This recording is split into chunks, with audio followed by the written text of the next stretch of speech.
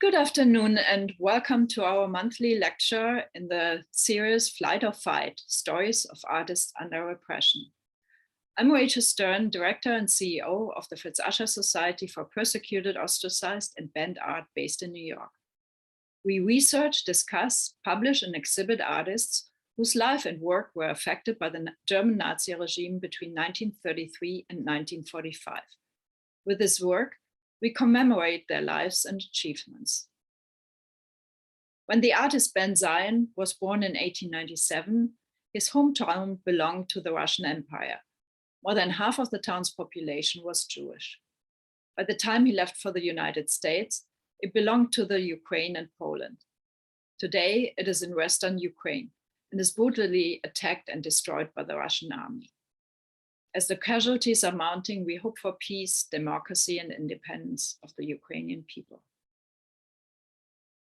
A big thank you goes to Tom Freudenheim and Eckhard Gillen for making me aware of the artist and connecting me to Tabita Shalem, curator of the Benzion collection in New York City. I'm delighted that Tabita is with us today, together with Ori Soltes, who co-curated a comprehensive Benzion exhibition at the National Jewish Museum in 1997 on the centenary of the artist's birth. Today's event starts with an introduction into Benzion's art and work by Dr. Ori Soltes and a presentation by Tabita Shalem, including a tour through his house, followed by a conversation between Tabita Shalem and Ori Soltes. At the end, there will be time for Q&A, so please post your questions in the chat function. Now it is my pleasure to introduce Dr. Ori Soltes, who teaches at Georgetown University across the disciplines of theology, art history, philosophy, and politics. He's the former director and curator of the Bnei Brit Klotznik National Jewish Museum, where he curated some 80 exhibitions.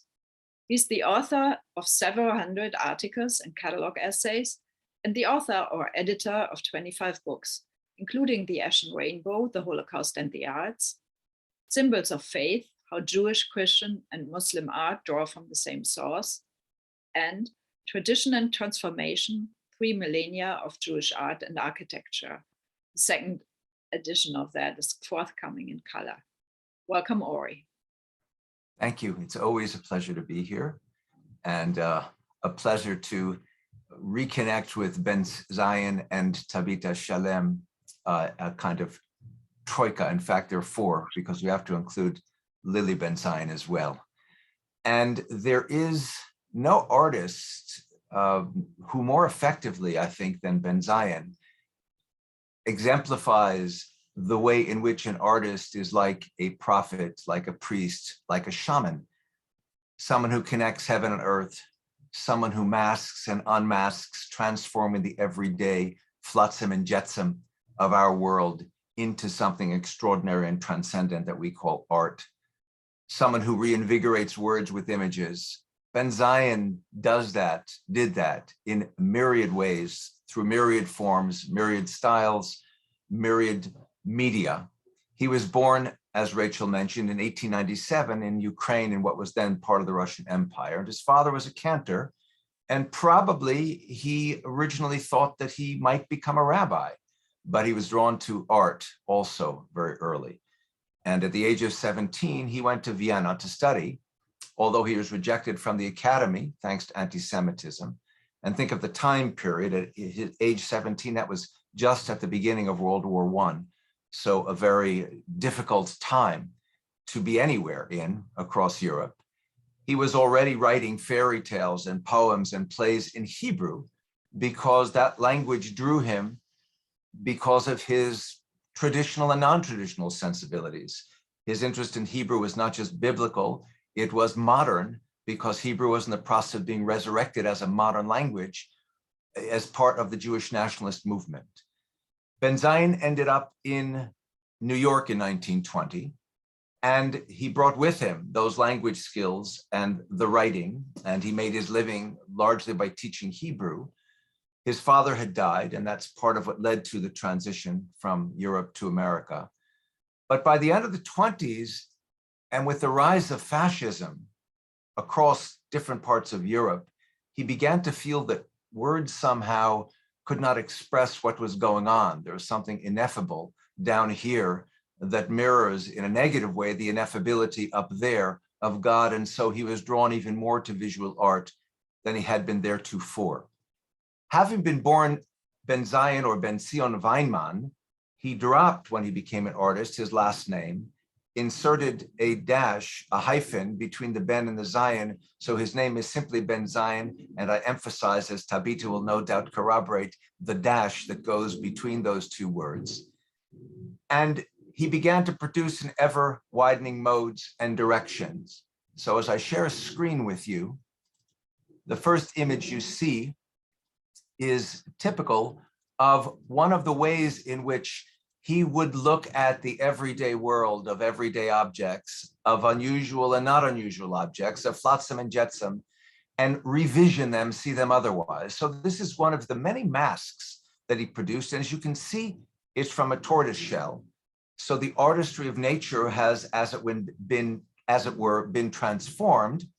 And on the other hand, a second mask among scores and scores that he produced is made of iron. It's made from a shovel.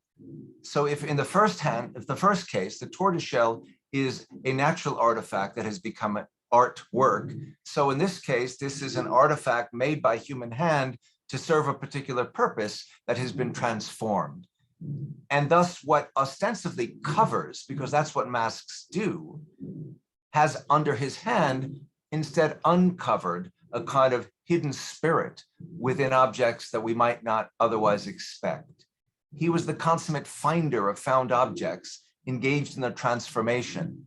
So one looks here, for example, at one of his, again, scores of sculptures of this particular sort, iron. This is, of course, the crowing rooster of 1977. And if you look carefully, you realize we've got a pitchfork here, we've got calipers there, we've got a sickle here, we've got axe heads there. So he's taken a whole pile of everyday objects and revisioned them as, in this case, a crowing rooster, or a somewhat more complex and at the same time simpler work.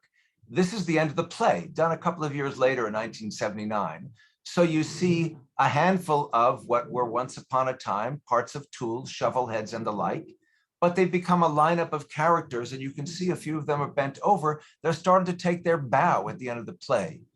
You might also notice that, and perhaps it's not accidental, there are 7 of them rising from right to left and left to right toward the largest in the center, which corresponds to the form of the menorah, the oldest and most consistent visual symbol in Jewish art that goes all the way back to and connotes not only the menorah in the temple, when the temple still stood in Jerusalem, but in its 7ness has a rich array of connotations pertaining to the commandment to keep the 7th day as a Shabbat, a commandment given at Sinai, a commandment given in the process of moving from Egypt to the promised land, from slavery to freedom, with therefore a whole series of connotations of both promise and responsibility. So this is part of this never-changing artist's always changing developments, shell, iron, stone, painting, starting out with a fairly abstract kind of perspective, pun intended, following a subject that was very dear to his heart, broadly speaking, the Bible. Narrowly speaking, this particular subject within that subject is, of course, Jacob wrestling the angel. It's one of his early paintings. It's 1935. And you can see we've got this quasi-abstract with figurative elements, hands, feet, but these whirlwinds, these sickle-like movements, intertwined opposite forms. It makes one think, perhaps, of one of the poems that he had written a few years earlier in 1928, when he was still writing poetry, The Returning, a fragment from the Songs of Benzion, one that I read to you. And like a rope maker that backwards I move to the days of my beginning and twist the threads of my past till I reach to the source I derive from, to eternity. That, by the way, was written in Hebrew. It was Tabita who did the English translation. And while he was very much engaged in this abstract kind of vocabulary, he was a founding member of a group in New York known as the 10. by 1936. This included people like Mark Rothko and Adolf Gottlieb, who moved on to become abstract expressionists. That was not Benzion's choice. And he commented about the 10. Well, actually, there are always 9 of us because we'd exhibit together, but there was room for a 10th guest artist whom we'd invite. So for the next 6 or 7 years, they had a number of really important exhibitions dominating the art scene in New York. The subject matter of the Bible, as Benzion became more emphatically figurative, but with his own figurative vocabulary, distinctly different one, continued through the years. Here you see, for example, a sleeping prophet, or perhaps it's Job, tossing and turning, lying across the ground. There's the head, there's the arms, there's the legs, another hand. It's a wonderfully, uniquely figurative and coloristic element. And one of the things that Benzion frequently does is to bring the stars to earth. So as a bridge between heaven and earth, he kind of literalizes that idea. Or this wonderful work, which is usually referred to as man playing harp, but we understand it's not man playing harp, it's King David playing the harp. How can we be so sure? Because of that lush red hair and beard, which of course comes right out of the biblical text that refers to the ruddiness of David. And again, we notice the unusually huge hands that are characteristic of the way Benzion depicts individuals, whether it's in the medium of painting or the various lithographic and related media that also were part of his métier. This is another prophet. This is a prophet pleading, the enormous hands, the wonderful head, the wonderfully blank eyes. They're filled with an inner vision. They are darkened to the world out here amongst us because they're listening. Those eyes are listening to the world from elsewhere to bring to us, to plead with us what it is that the Lord wants of us. So his subject matter is absolutely rich with biblical issues, and so too more contemporary ones, but contemporary figures that have a kind of, that have a feel that is very consistent with his prophetic images. These are rabbis done in the 1950s. You can see that looks like almost tefillin, perhaps, on the head of one of them. But what you'll also notice is, as in the image of the sleeping prophet, even more so here, his use of color, which reflects a sensibility that was initiated by Pissarro, who instructed Gauguin, if you feel the tree is blue, paint it blue, the bluest color on your palette. Benzion feels the colors green here, the colors blue there, as much as he feels the backdrop, which is a kind of red-orange. So everything about his figuration has intense expression that is part of how he does these wonderful images. Oh, got to shrink it still further in order to move on. There we go. His interest in Jewish life, his interest in figures that have an inner as much as an outer way of life, is nowhere more effectively expressed than in the repeated images he has of women blessing the Shabbat candles, hands held up to the eyes, underscoring the inwardness of her spirituality, the connectedness to God, and her as an intermediary, as a bridge between that sensibility and the Shabbat candles, which are a further bridge between that sensibility and the table around the family of which we are part by definition, given our viewpoint, the table of which we're part, that in turn connects beyond ourselves to an outside world which has changed because it's Shabbat. But the subject matter that interests him is everyday figures as well. This is a secular figure. It's a boy with a mechanical toy. So what it takes joy in is wonder at the world that God made, the world that humans have made. But Benzion was also well aware of, going back to when he began to choose visual art over verbal art, of what humans have wrought in terms of destruction and slaughter. And of course, the Holocaust is the quintessence of that. This is De Profundis 2. It's part of a triptych And actually that triptych is part of a still larger series of works called Out of the Depths, De Profundis.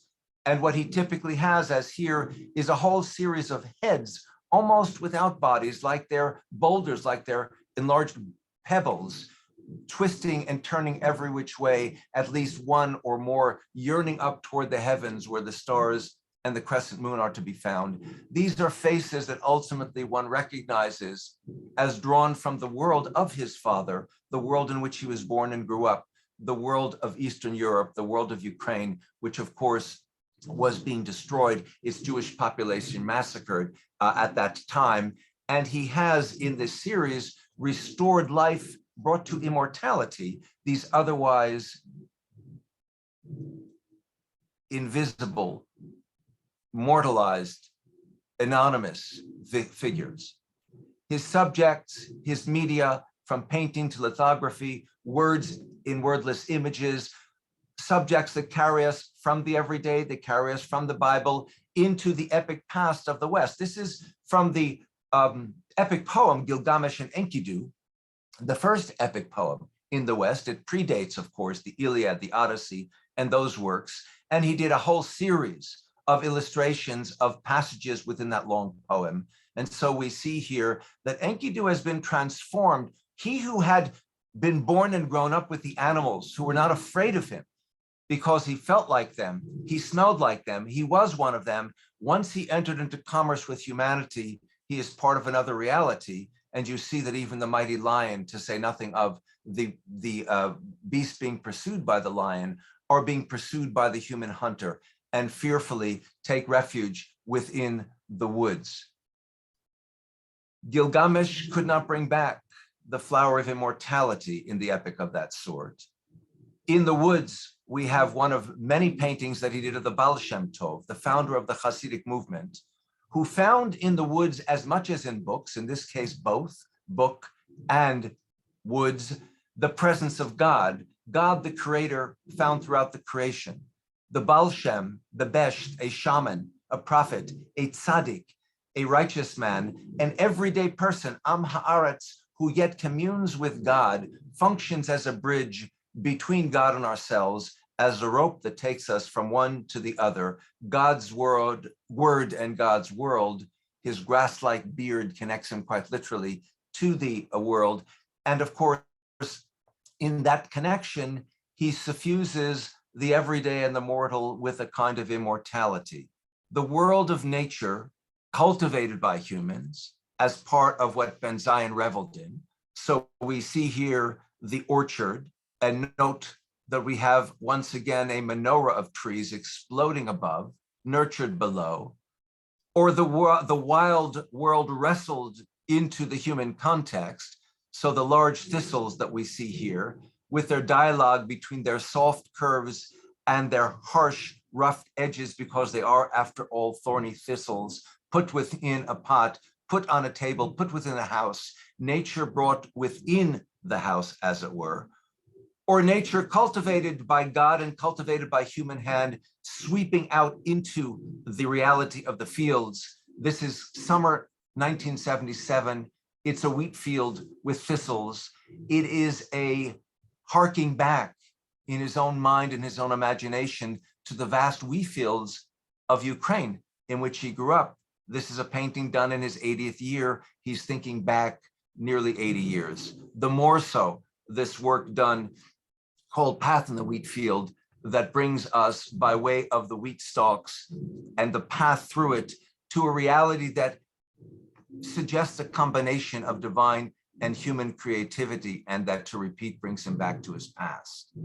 And so, like a rope maker, backwards I move to the days of my beginning and twist the threads of my past till I reach to the source I derived from, to eternity.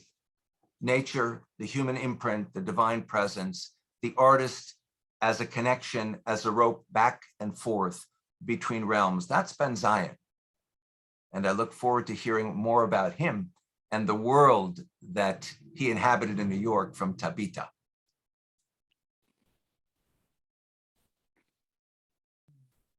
Thank you, Oren. And thank you so much. Yeah, this was a wonderful overview of his work. Thank you. Now it is my pleasure to introduce Tabita Shalem, who worked closely with Benzion in the last decade of his life, assisting with the publication of his literary works and select exhibitions. For the next 25 years, Tabita continued working with Benzion's widow, Lillian. Together, they envisioned the preservation of his legacy by archiving, documenting, and maintaining his prolific body of work. The unique nature of the living and studio space, containing the vast collections of ancient and ethnographic artifacts as Benzion lived and worked in it, was preserved.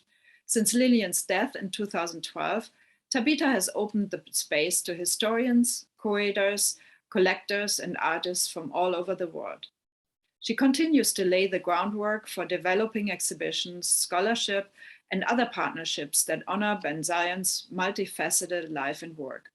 Tabita has advanced training in psychotherapy and imagery, which enhances her work in the area of creativity and art. Welcome, Tabita. Thank you, Rachel. Thank you for this invitation, and thank you, Oli. So I'm going to begin by showing you a series of images of the home studio to give a window into the environment Benson lived and created. It's truly a window into what propelled him. And in the 25 years that Lillian outlived him, his extraordinary Lillian, she never treated the house as a mausoleum. We rather tried to preserve the spirit of Benzion's living and working here. And when I think about the house, I think of it as an oasis of encouragement and consolation. Benzion's testimony to his homage to the urge of nature and humanity to create. The wonderful scholar Ellen Dissanayake wrote her first book, What is Art For?, in this house, and she coined a wonderful phrase. She said, human beings have a biologic urge to make special. So Nadia, can you begin the slides and I will briefly tell you what we're looking at?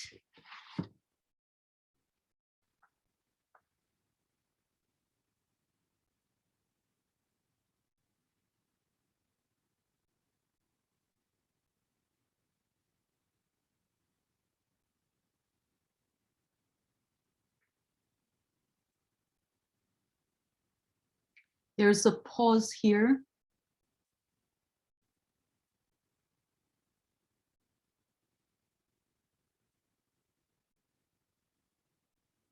There we go. So you're looking at the entry hall to the house, and above the door in Benzion's hand, carved letters of the Hebrew word Shalom. The next slide. Here we have one of Benzion's pebble poems, and again his hand, the letter Shin, a fragment of wood that he found and mounted, and you have a glimpse of the bound dancer, which is a theme that repeats itself. The next one, here's the library, and you get a sense of the richness here. It's the same floor where on the other side in a moment, you're going to see his painting studio. So we can move to the next slide. Here we're still in the library. You're looking at a case of ancient Near Eastern, particular love of Benzion. And above the case, you see Ruth and Boaz from the Hebrew Bible. The same view with the Jews studying. We can move to the next slide. We have here Near Eastern oil lamps and ancient pots, a piece of African currency, and we have all variety of Persian and much, some Judaica on top. You see the rooster there.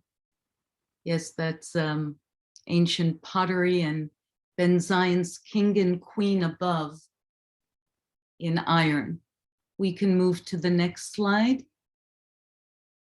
And the Spanish table in the library that holds a vast, playful array.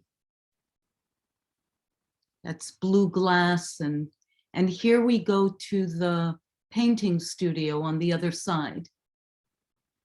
Nadia, we can show the next slide, which is a lighter image. Yes, his extraordinary and unusual palette you see there with the brushes. And there Oli is indeed a phylacteries, the tefillin, on the easel still. And the next slide, those are some early European antiquities with the Chinese hand, Benzion's blue hand of the prophet, the warning prophet. That's a fragment. And we can move to the next slide. And here you see some prehistoric tools. You see two Native American hand drills. Those are jewelry drills. And you can't see much, but on the shelf above, some Benzion ironworks mounted on wood. And that wonderful puppet. And we can move to the next slide.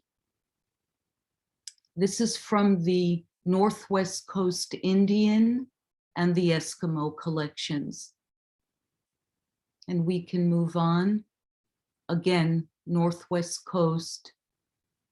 There's a shaman's rattle.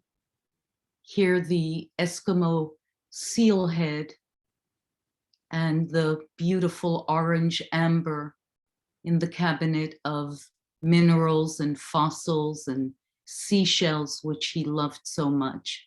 And the next slide, the spiral staircase, which Lillian loved so much. And you see watercolors and drawings and iron sculpture. And we can move on. There's a portrait of Lillian, the green and black, and hard to see below, but there's a black and white photograph of Lillian and Benzion in Mexico.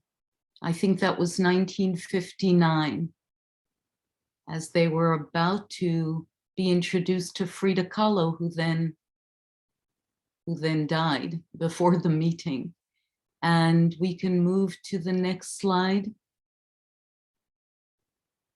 So part of the dining room with clay concretions in the cabinet that Benzion found in his magic stream and said, this is nature sculpture. And he mounted them. You could see a driftwood mask above. And the next slide. Now here are the clay concretions. And when he emptied this cabinet of the Eskimo pieces, which he sent to Israel, he said, these clay concretions are no less precious to me. This is the work of the water on the clay. And you can see the extraordinary forms. Here, a cabinet of miniatures of Benzion's. So in pebble and on stone, on beach glass, on paper. The next one. An early gouache of the moon and sixpence among his stones and his own iron sculpture. And the next. Here the cellar, which is Lillian's extraordinary passionate work to gather the tools that Benzion, the hand-forged tools that he loved so much among his own creations. The next one. Yeah, more of the cellar, tools and Benzions, and there you go. More of the cellar, yeah. Nadia, is that the last one? Yes. So before we move on, we want to show you a very short video. It's an excerpt from an interview that I did with Lily Miller, who you will see, 101, when Benzion was sent by the WPA to teach art to children in the settlement house on the Lower East Side. Lily grew up Russian Jewish immigrants living in dire poverty on the Lower East Side of Manhattan. She met Benzion when she was 13. He was 37. He became a mentor and a lifelong friend.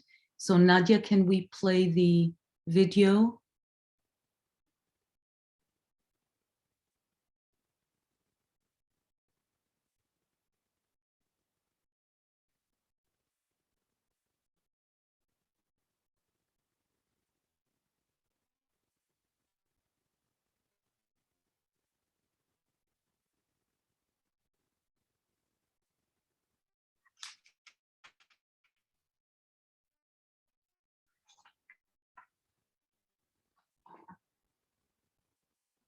For instance, he would point to a bare tree in the wintertime and say, "That's the essential form." That made a tremendous impression on me. And I began to be able to really see what was around me at all times. I thought of him as the absolute epitome of what an artist was. Benzion, who was an artist in every aspect of his living, as well as in his work. With tremendous vision all the time. During the war years, Benzion had innumerable little notebooks in which he was constantly drawing heads of the people he knew and remembered, each so very different looking from each other. He was preserving them from death. He was really almost beside himself. He was obsessed with all of these heads and faces. He was saving them from death. They should not be forgotten.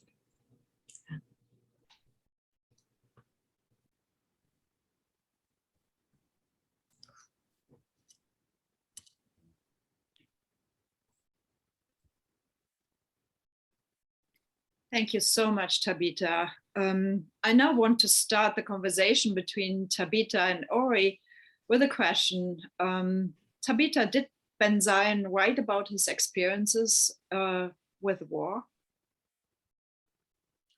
Indeed. What Lily just said, of course, we're in the Second World War. Everybody who knew him would talk about how he was obsessively drawing on napkins and wrapping paper and scraps of paper, and indeed those live in the house. And the more finished triptych of the De Profundis you refer to, Oli, and the gouaches that accompanied them, he said, "I never drew the blood and gore. I was breathing life into the life that was extinguished." Now, in the First World War, I want to read a fragment from his autobiographical sketch. And this is in his own words, his description. And really, we are sadly able to draw a thread from that past to the living present. So Benzion's words, 1914, the war broke out. Russians advanced and started to occupy Poland. The heavy artillery guns rumbled through the streets of our town, and mile-long trains of peasant wagons and equipment cluttered all the roads. It was dangerous to take a walk in the countryside. Many times you were kept in the house because of a military curfew or soldier excesses. Finally, one day, we heard the artillery thunder quite near, and speeding Red Cross military ambulances with thousands of wounded and dead soldiers sped through the town. The authorities advised the population to evacuate. Those who had means left everything in their apartments, taking with them only a handful of necessities, and tried to board a train in the direction of Vienna, but they became more and more scarce. My family and I also took some bare necessities and ran to the railroad station, where we had to wait for a day and a half until we could get hold of a freight train in which they transported horses.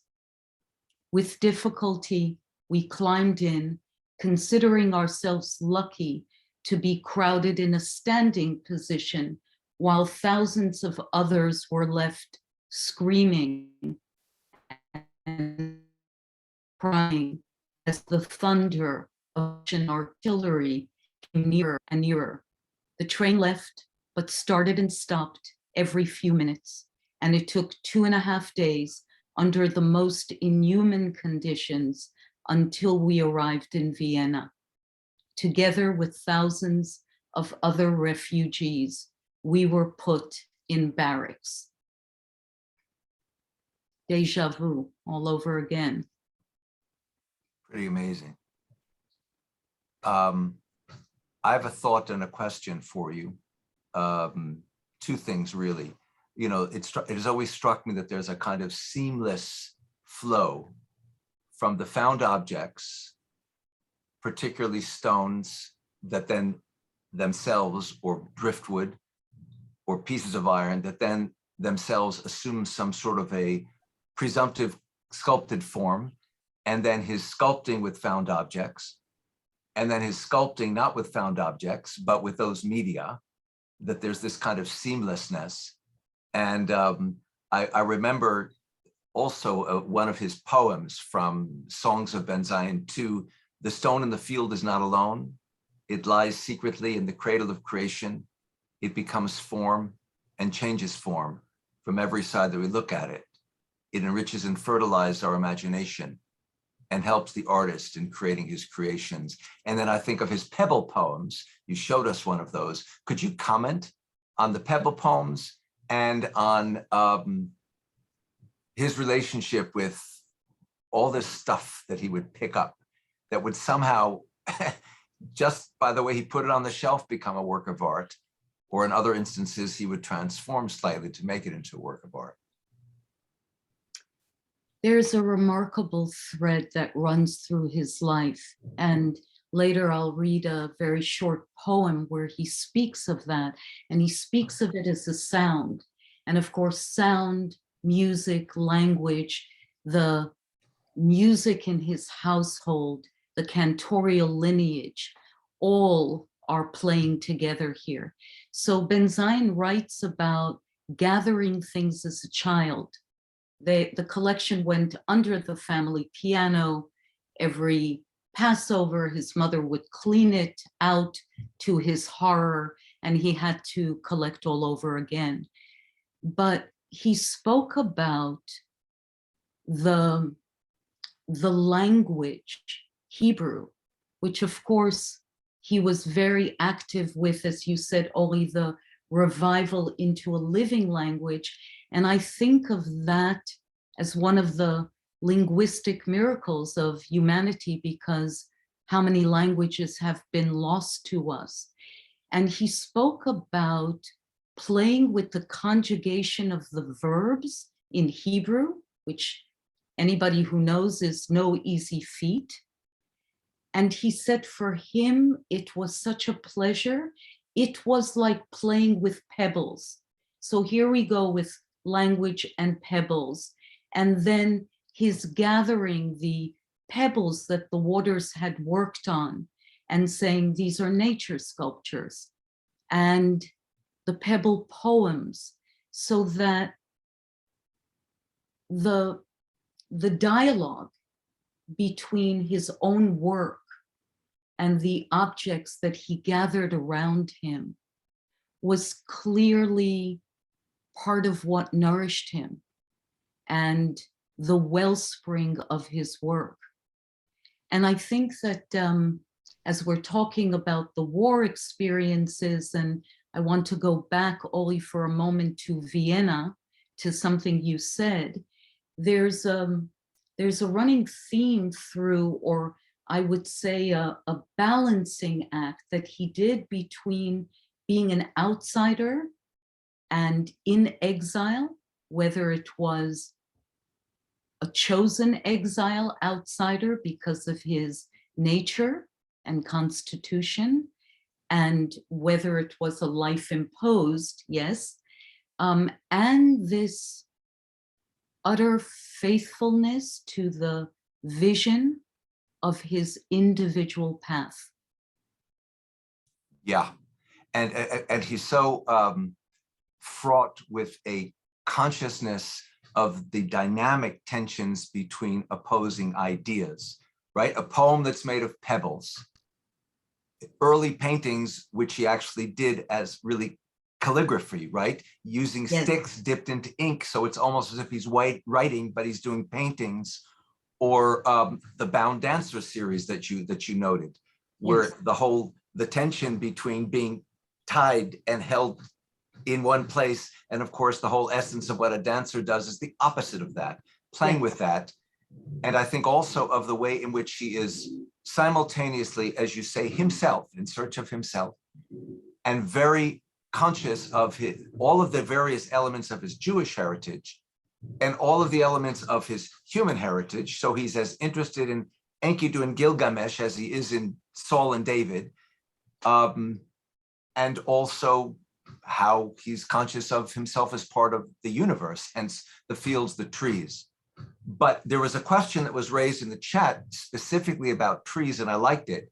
You know, I pointed out the after the play that it assumes the form of a menorah, or the orchard that I showed, there are 7 trees, maybe just coincidence, but with Benzion, I doubt that it's just coincidence. All of those orchards, he surely was conscious of the concept of pardes, and I would love your thoughts on that. Explain pardes first, since I did not. So pardes, whether it's translated as an orchard or a garden, and Oli, you say something about the thread from our mythological Garden of Eden, yes? Yes. Surely all of this knowledge that was in him, there's a letter in the archives here. It's been decades since I've read it. It is an early letter to his gallerist, the wonderful Bertha Schaefer, in which he describes in ecstatic language, standing in the rain in the middle of an apple orchard, yes? And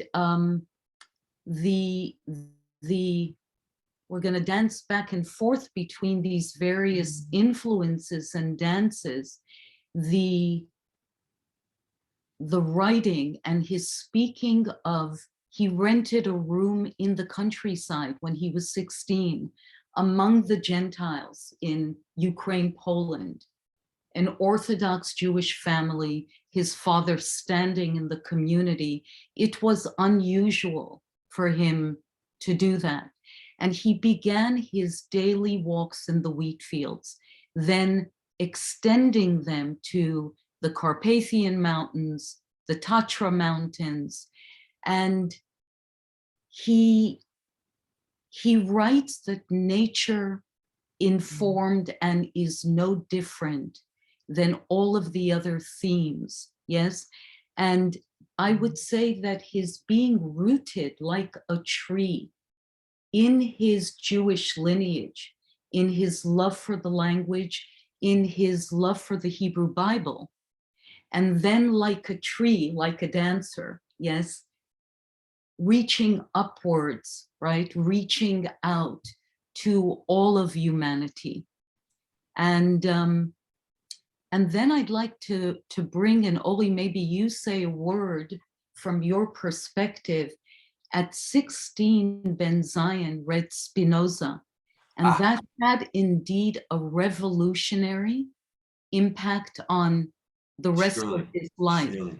So perhaps you say something about who Spinoza is, and I can say something about who he was to Benzion.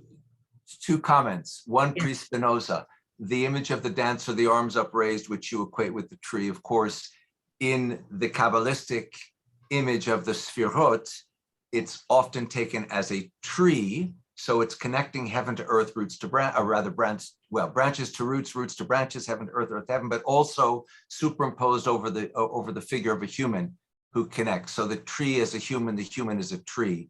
So no doubt the orchards have something to do with that Kabbalistic handling of the idea of the pardes, the different modes of understanding reality, of which the fourth, sod, is the mystical mode.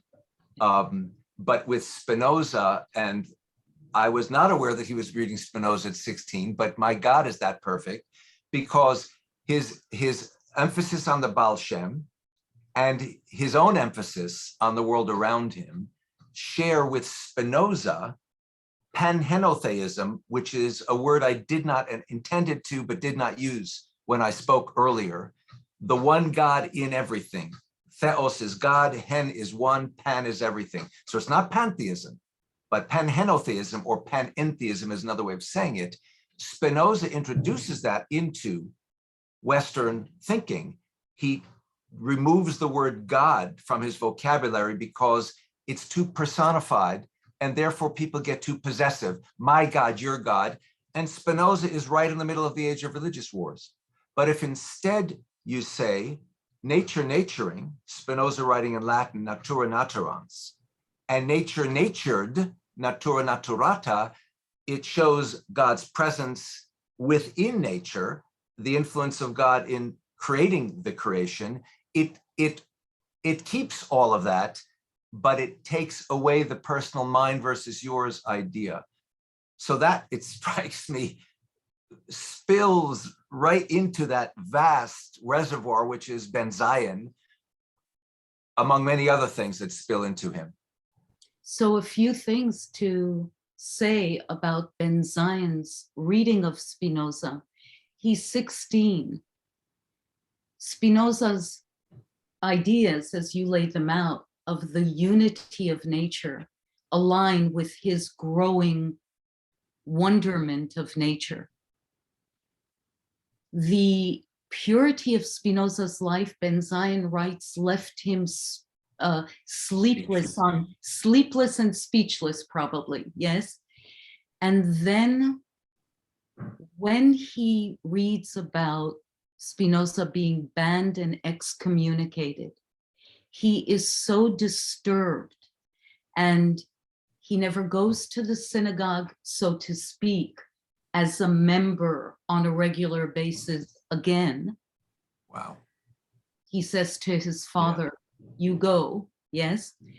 And it gives birth to a lifelong aversion to belonging to any groups. Benzion writes that the recklessness, the abuse of power of any institution, and particularly against the creative, innovative mind. And so here again, we come back to that tension and the relationship between the purity that Benzion was seeking, the bringing back symbols, he said, to their beginning, to their potency. Yes, yes. And it's interesting because who would think of Spinoza and the Baal Shem Tov in the same sentence? Yes. But they so well fit into the same sentence because they are both not only panhenotheists, but they are both outsiders and threats to the institutional leadership that wants to spit them out. Yes. At different times, different places, different modes of expressing it, but a lot in common. And of course, Benzion just absorbed all that at such an early age. And of course, it's reflected in the vast range and array of what he was doing over these decades with his work. Yes. Yeah. Which brings me to a question for you. Do you want to elaborate a little bit on the cantorial? You touched on it, the music, the piano. His Yes. father was a cantor. Do you want to Yes. say a little bit more about that? Because that's something that has always moved me. Yes, yes. It was a family lineage of cantors, grandfather, father, uncles. Not unusual, but Benzion's father tried to teach him the piano. The tension between father and son didn't continue those lessons. Yes. Music was such a passion. First, to note that when he emigrated from Europe in 1920, after his father's death, the things that he brought with him in his knapsack, his father's original music manuscripts and his own Hebrew writings. And music was such a passionate, lifelong. To be in Benzion's presence when he was listening to music, he could barely contain his skin, and not long for death, with him at a concert, he was so restless. And I asked, and he said, "I'll never forgive that guy upstairs for not making me a musician." So of course, music, language, poetry, sound, yes. I bet he also didn't forgive that guy upstairs for not making him a ballet dancer, but he just didn't say that. I have two questions reading from the chat, which are sort of practical questions. Someone asked how he actually worked from day to day, how he managed to assemble and accomplish all this wonderful work. He had to eat. That's one question. I'm going to throw two at you at once. And the second one that I wanted to repeat to you was, is it possible to borrow objects from the collection for exhibition in a synagogue? So those are the two questions, one about him and one about the current reality. So I'll walk backwards, and the answer to the second is yes. Yes, it's possible to inquire about borrowing. And as to how Benzion worked, it was a very unique, organic way. He used to say that he could never work in cold blood. Yes. He said a day without a poem, without finding something. It's worth noting here that when he would make a toast, other than saying l'chaim, to life, he would say, "Here's to everything that is beautiful." And it behooves us to really ponder, what did he mean when he said beautiful with a capital B? Yes. It surely wasn't materialistic, this gathering of things. Yes.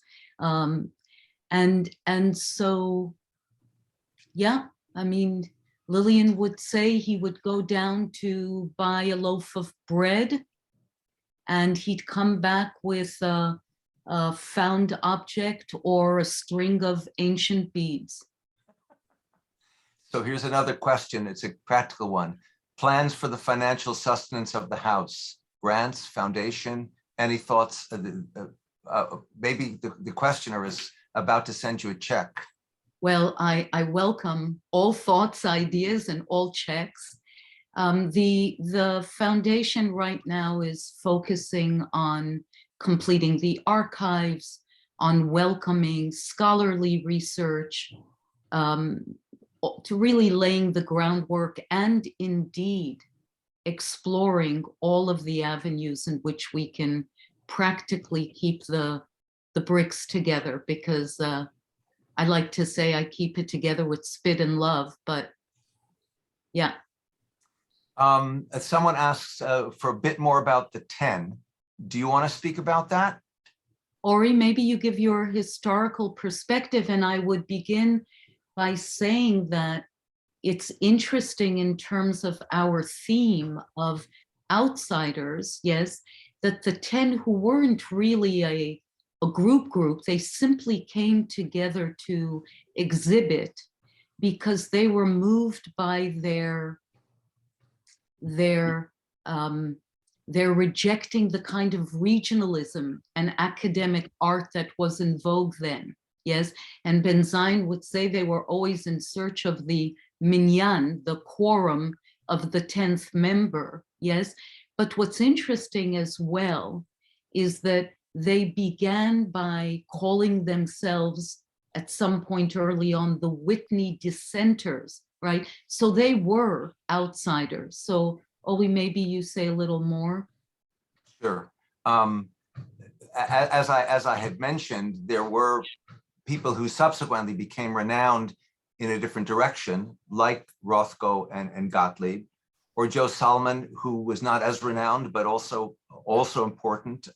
He wrote the foreword to the catalog that Tabita and I did for that centennial exhibition.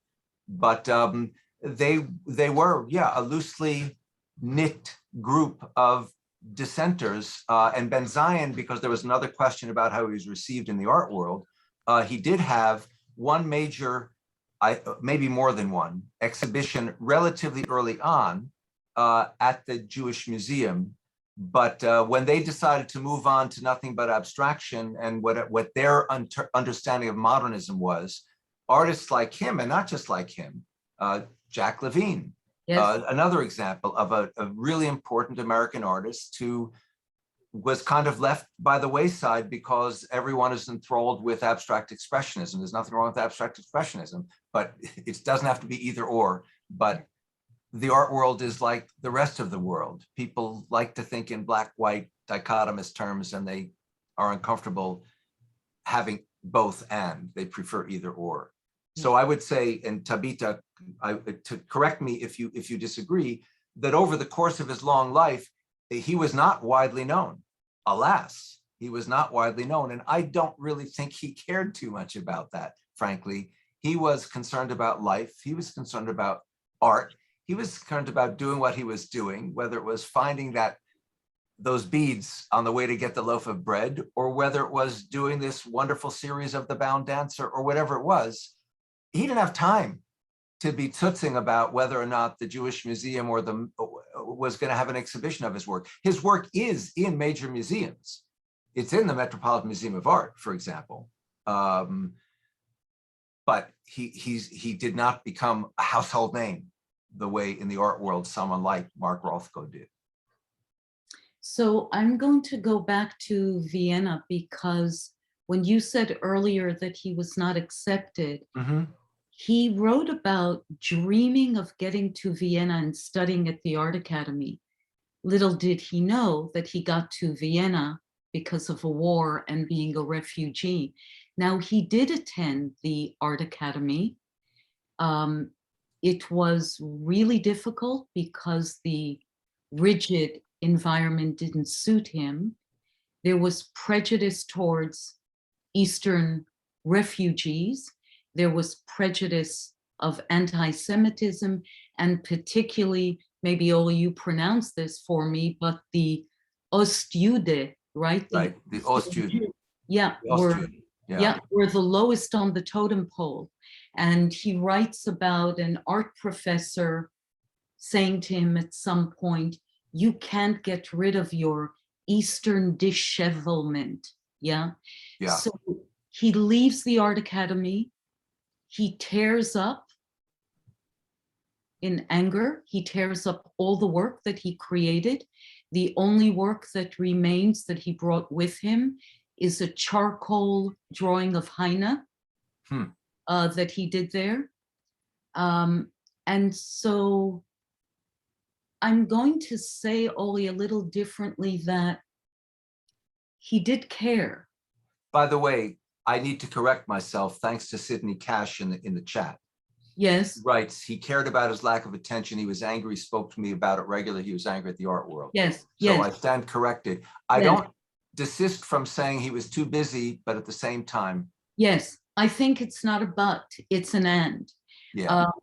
His early work and career, major 3 or 4 one-man shows at the Jewish Museum, important gallerists of the day, J.B. Neumann, Kurt Valentin, who published the first portfolios of etchings, Bertha Schaefer, and on.